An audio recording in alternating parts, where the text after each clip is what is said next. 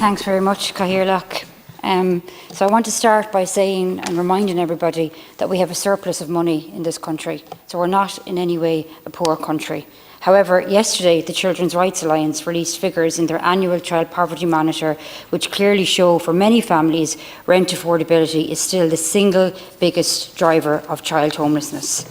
The number of children living in emergency accommodation increased from 2,811 in March 2022 to 3,472 in March 2023 and now to 4,147 children in March in 2024 call a B&B or a hotel room home. So we are literally robbing the childhoods of these children. In fact, I should say the government is robbing their childhoods, because we can't continually talk about the housing crisis. At this point, it's gone beyond crisis. The government are well aware of the situation and they continue to do nothing about it. The government is driving record numbers of children into homelessness, and there is no doubt children are being failed seriously by Fianna Fáil and by Fine Gael. And also, I'd like to remind people of the Child Poverty Unit that the then Taoiseach Leo Varadkar set up in relation to trying to tackle child poverty. I'm not actually sure what happened to that unit. Is it still even in existence with the new Taoiseach that came into place? But certainly, absolutely nothing was done to tackle the situation of child poverty, and we know that one of the key factors of this is the cost of rent. 1 year on, family homelessness has risen to levels that are just unthinkable a decade ago. Just last year, Ireland was examined by the Committee on the Rights of the Child, and in its concluding observations, the committee urged Ireland to address, and I quote, the root causes of homelessness among children. The committee called for the phasing out of emergency accommodation and increase the supply of long-term social housing. But what has happened in the intervening year is the reverse, and child poverty levels have risen. We have 31,682 children now living in poverty from last year's reports, and child homelessness has increased by 500%. I mean, how can anybody stand over those figures?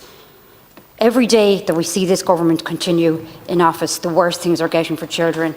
And I honestly really don't know how anybody can stand or sit on the government benches and not acknowledge how just unbelievable it is. And just to give a few examples of what the housing crisis actually is for people, it's people who can't access a HAP property, that are trying, that are looking, that are constantly searching and cannot find a place to rent that's within their HAP means. It's people, and mainly women, coming out of a domestic violence situation.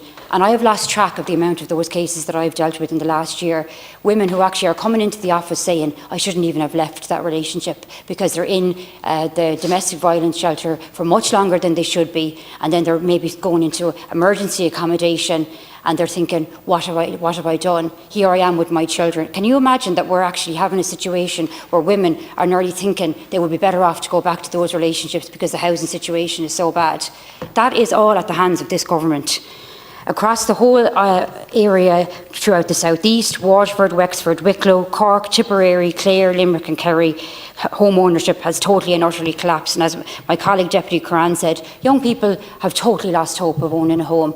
And they're emigrating not because they can't find work, which we might have seen in the past in this country, but because they have no hope of ever owning a home. It's very clear that the government does not have the skills, ability, nor the will to fix the housing crisis, and that is at the heart of all of this, is political will, political priorities and political choices.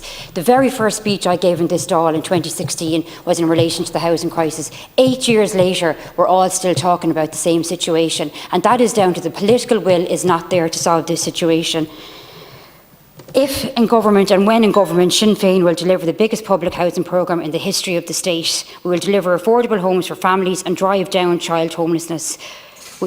Sinn Féin will support homeowners and speed up the construction of homes so families can begin their lives in the comfort of a home that they can call their own. And I just really want to stress that the heart of all this is children.